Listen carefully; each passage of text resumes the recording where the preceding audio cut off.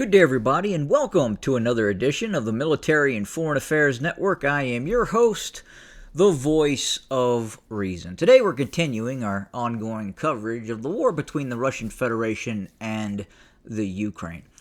Now, as the war continues, the Russian strategy, as I've talked about numerous times, is a war of attrition, but it is also a war of fixing Ukrainian combat units in a position, enveloping those combat units, and then destroying those combat units, and then at times getting some of those Ukrainian combat units to surrender. And that is what is happening. If you look along the Donbass front area of operations, you can see where the Russians are fixing these Ukrainian units, enveloping these Ukrainian units, and then destroying these Ukrainian units. And you're seeing it all across the line of contact. Very slow, very methodical operation. Now, when you have these brigades and these divisions that are facing off, let's say you have the Russian 30th Motorized Rifle Brigade squaring off against, say, the 40th, and I'm just making these units up, the 40th Mechanized Brigade of the Ukrainian Armed Forces. And let's say you have rather unscrupulous operations by drone operators. And what do I mean by that? Well, we have numerous confirmed reports that have been captured by video evidence that was actually captured by those Ukrainian drone operators, in which they essentially are executing, surrendering Russian prisoners. These are Russians that have thrown down their weapons and are no longer seeking combat. And you can clearly see that. This is not an issue where, well, maybe they are, maybe they aren't. It's a building. We know there's a sensitive command node in this building. Let's go ahead and strike it. That's a different target. Okay? But when you have a single Russian that was separated from his unit, that is being approached by a drone, by an FPV drone, and is begging for mercy, essentially. His weapon is gone. He is clasping his hands together, and you can clearly see another human can tell when another human has capitulated. Even if we don't speak the same language, you understand that that person is now yielding. Now, what we are seeing is these Ukrainian drone operators going ahead and then killing those yielding Russian troops. Now, there's a byproduct of this. As these units are engaged, enveloped, destroyed, and or these rear area drone companies are captured by Russian forces, the Russians have the ability to identify who these drone operators are. They understand the unit that they come from, and then they attach that unit to war crimes that were committed against individual Russian soldiers. So as I talked about this before, if a Russian company or battalion knows that their friend Yuri was killed while not trying to fight, while surrendering, while capitulating, was killed in an open field by a Ukrainian drone operator, there's going to be some serious animosity towards that specific drone unit in the Ukrainian military. And that's what you're seeing happening right now. When you see these Ukrainian units, these drone units that are captured, and the Russians can put the drone operators' fingerprints on war crimes that have taken place, then it looks like the Russians are taking retribution on those drone operators. And that's normal. That's war. So as I've talked about before, the Ukrainians are not clean in this game. By no means necessary are they clean. And when the Russian military, when the average Russian platoon, company-sized element see, and they can see the same video footage that you see. Probably they get it sooner. They know the area that they're fighting in. So when they see their brothers and friends in arms being outright killed by a Ukrainian drone operator, there are going to be ramifications for those drone units. And that's what we're seeing happen right now, especially with these drone units. It's much, unfortunately, it's much easier if you're operating in a thermal spectrum or operating a drone where you're completely detached from the front line and you're almost essentially playing a video game and you've been desensitized to the actual frontline war. It's much easier for you as a drone operator to commit those types of crimes. And yes, detonating a few kilograms of high explosive on a individual that is clearly attempting to surrender or yield and is no threat, that's an issue.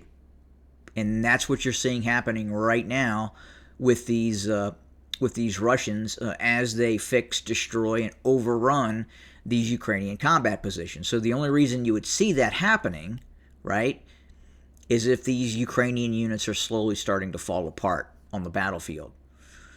Inherently, these are rear area troops that operate towards the area of the HQ,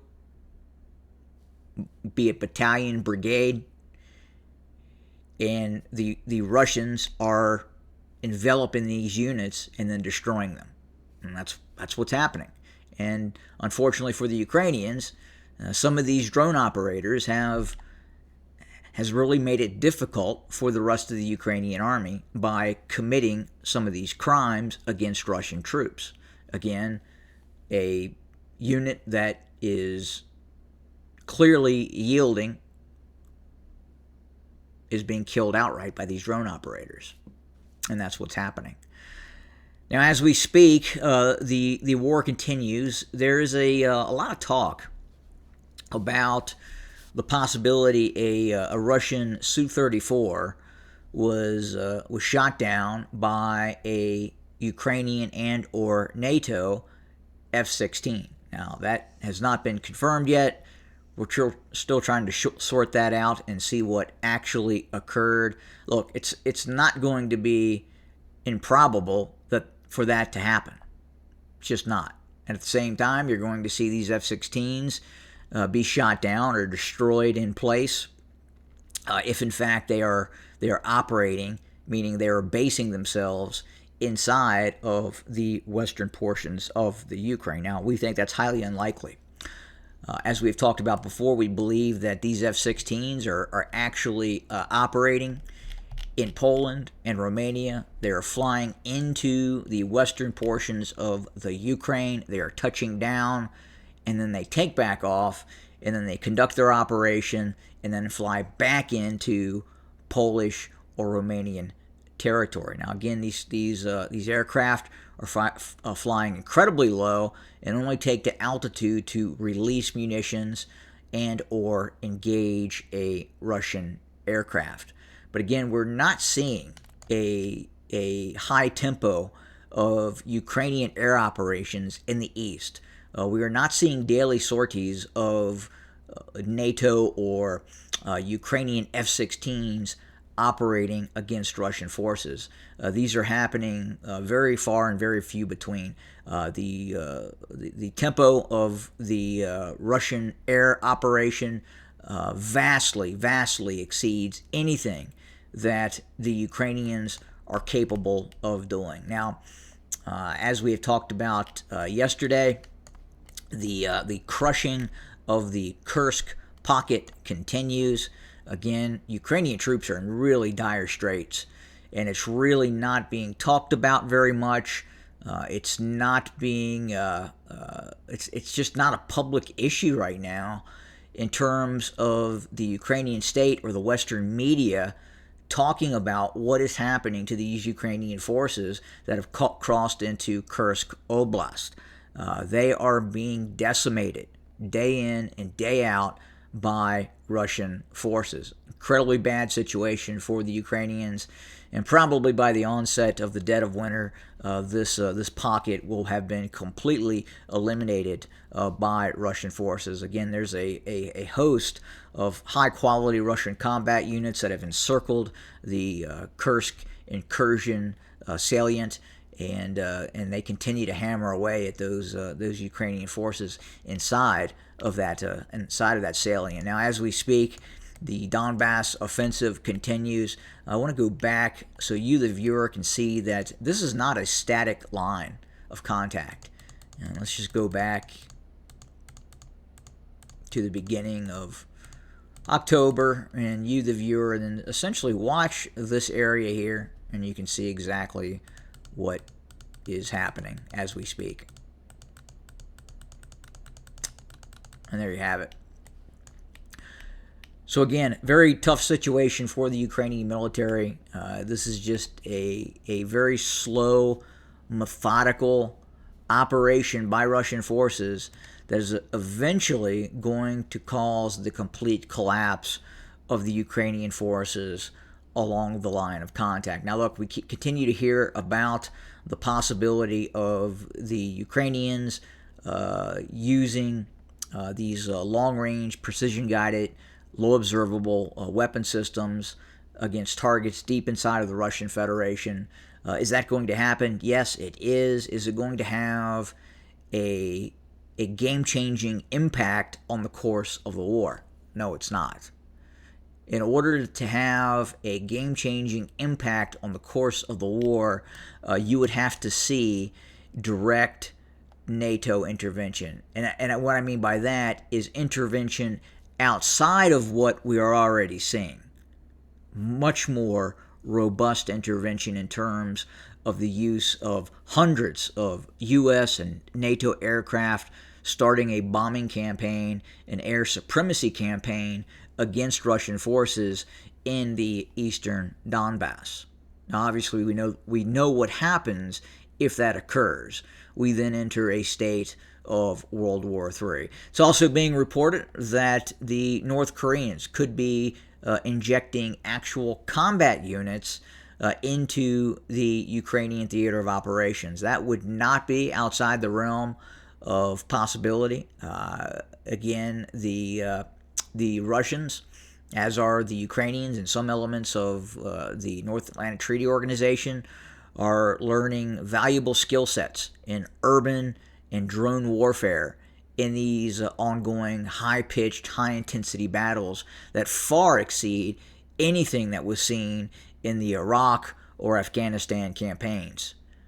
And the same, the North Koreans want to obtain these skill sets as well. These skill sets, in terms of what we are seeing in this high-intensity conflict, can only be obtained through direct experience. So right now, as we speak, the Russians probably have some of the most battle-hardened combat units in the world at this point, as do some Ukrainian units that are able to survive the ongoing conflict, and quite possibly special operations forces, clandestine forces that are operating within the West, that are actually operating inside of the Ukraine as well. This is a different type of war. This is a war that has not been seen in the history of humanity, quite literally. The intensity is on par with what we observed during World War II, but the technology is a whole nother ballgame in terms of what is happening on the ground right now. So we're continuing to watch things very, very closely. We will continue to cover. As always, thank you for joining us. More to come. Have a good day.